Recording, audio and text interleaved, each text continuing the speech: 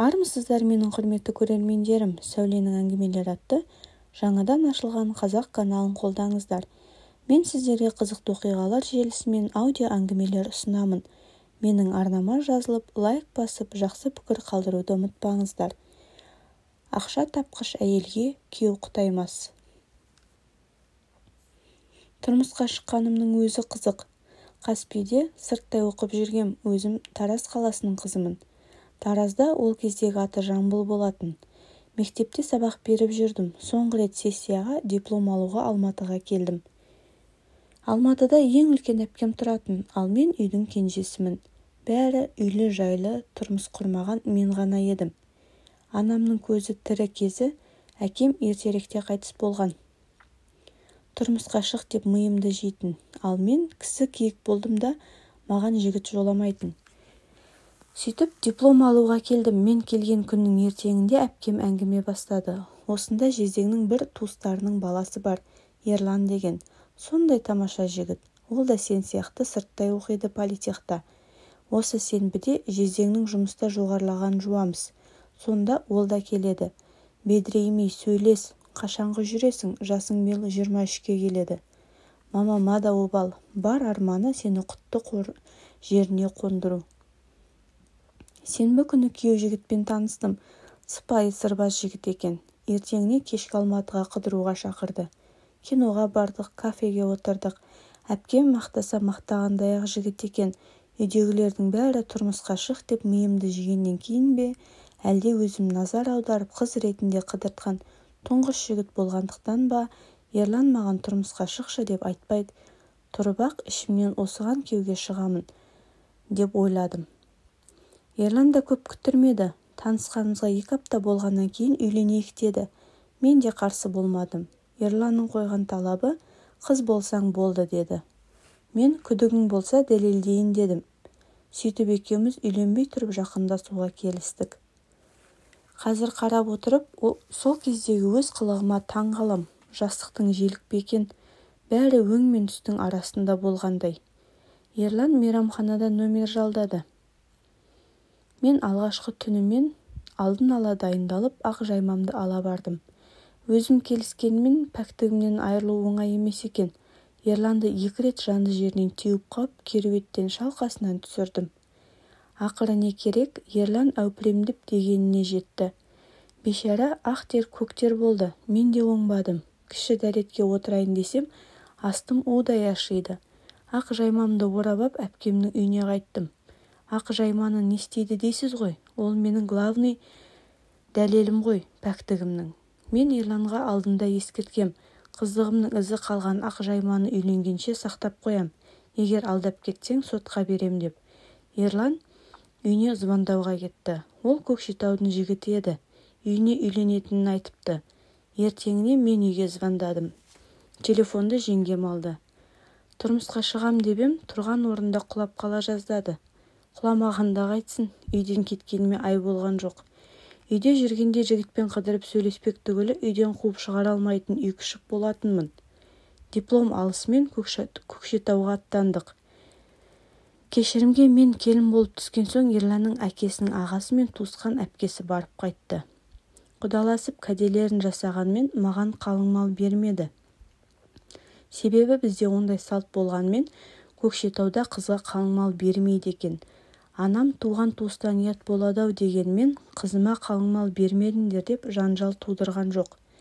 Марқұм анам ақылды, көшелі жан еді. Ерланның үйінде 10 күндей болып Алматыға оралдық. Ерлан бұрын жолдас баласымен бірге кіші станцияда пәтерде тұратын.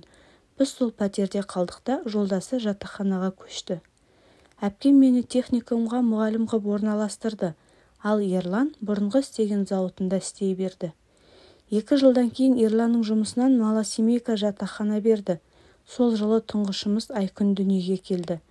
Тағы 3 жылдан кейін үй берілді зауыттан. Бізге бәрі қызығатын. Ешқандай қиыншылық көрген жоқсыңдар деп.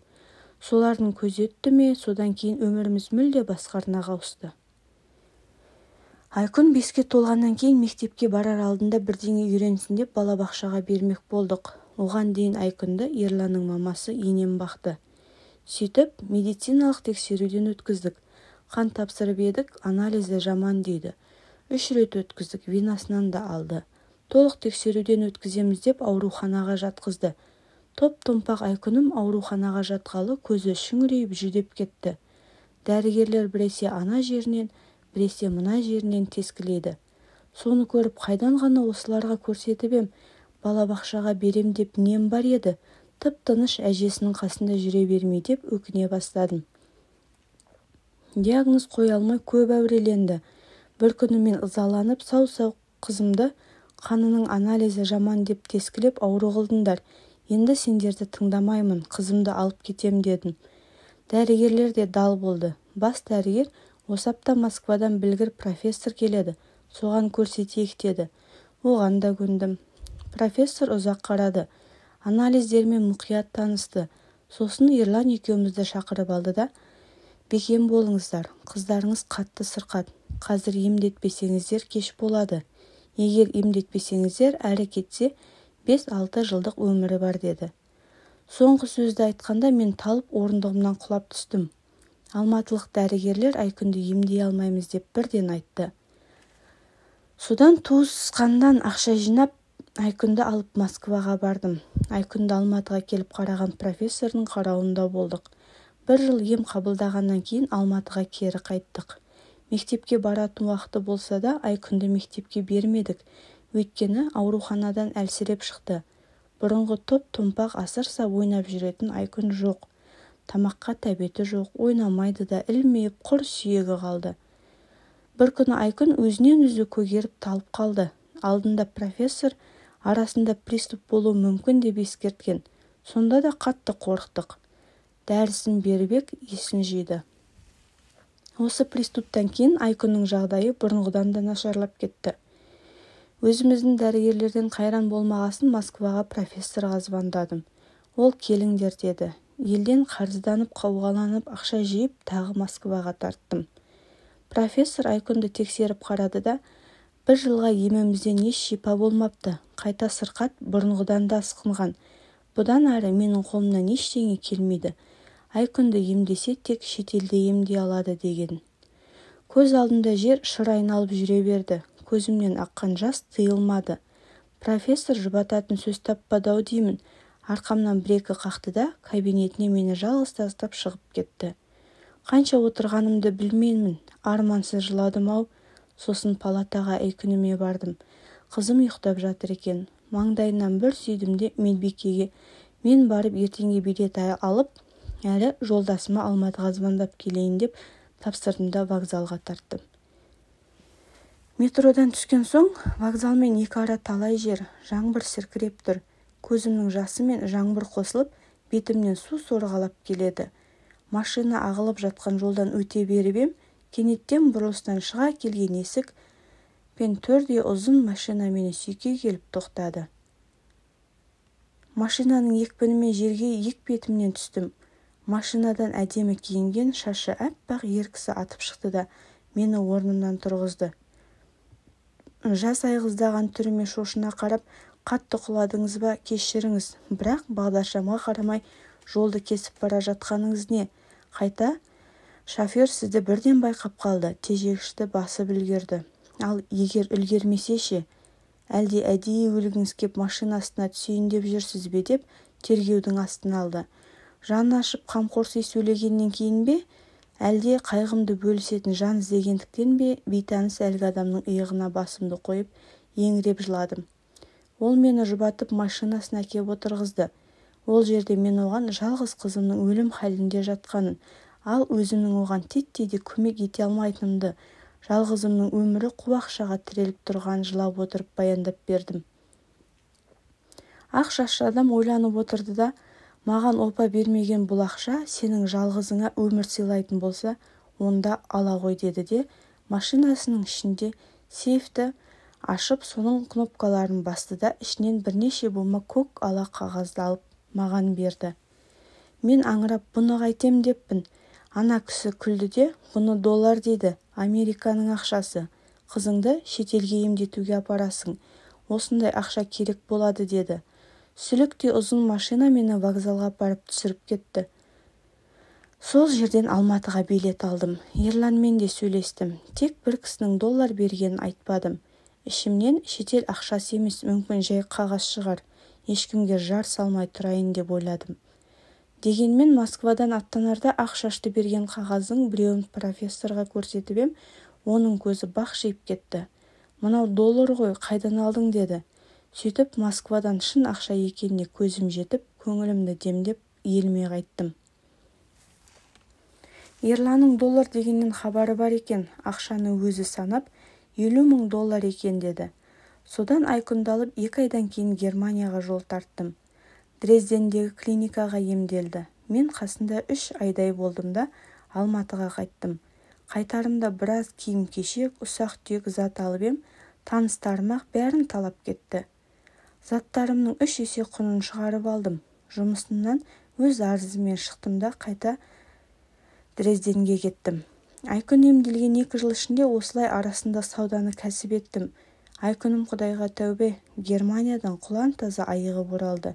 Тек емдеген дәрігер, мүмкіншіліктерің болса, 1 жылдан кейін тағы келіп, бір тексеріліп кеткендерің дұрыс болар деді. Айкүн мектепке барып жүрді. Уақытында мектепке бармай қалғанымен оны үйде клиникада өзім оқытқам. Сондықтан қатарынан қалған жоқ. Емтихан тапсырды да бірден 2 классқа барды. 1 жылдан кейін тағы бардық Дрезденге. Толық тексеруден өткізіп, Айкүн сырқатынан құлан таза айыққан еді. Содан көңілім орнығып, қайтарда бар ақшама зат алдым. Бұрын қандай жағдай болады деп ақшаны қысып ұстап, көп зат алмай жүргем. Заттарым да тағы да тез өтті. Пайдасы барын көргеннен кейін шетелге барып товар әкелуге білек сыбана кірістім. Челнок дегендердің алғаш шығып жатқан кезі, мен сол алғашқылардың бірі болдым.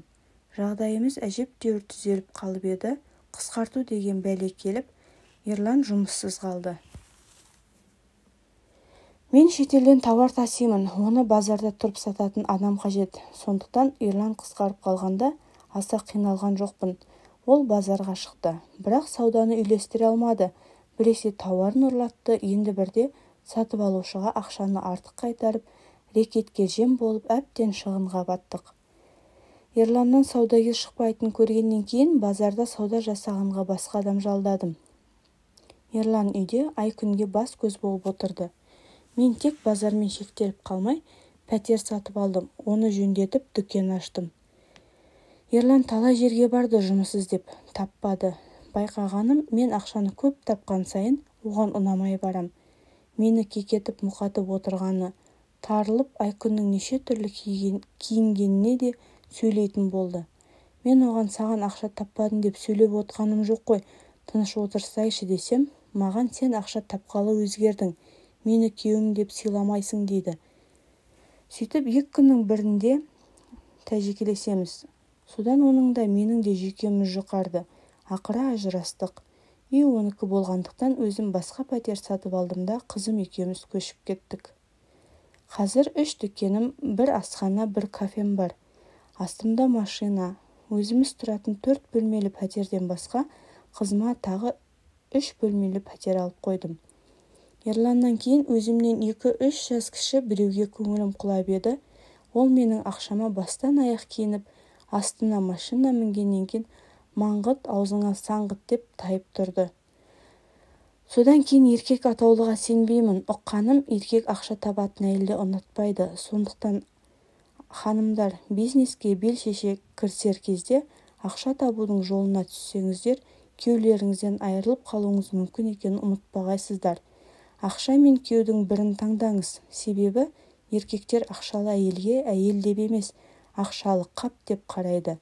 Сізден керегін алып болғанда махаббаты, сізге деген сезімі де сөнеді. Соңғы кезде шүйіркелесетін адам іздеп, баяғы Ерланмен тұрған кезде сағынып жүрмін. Ақ шашты ақша сыйлаған кісінің маған опа бермеген ақша, саған бақыт сыйласа ала ғой деген сөздері есімнен кетпейді.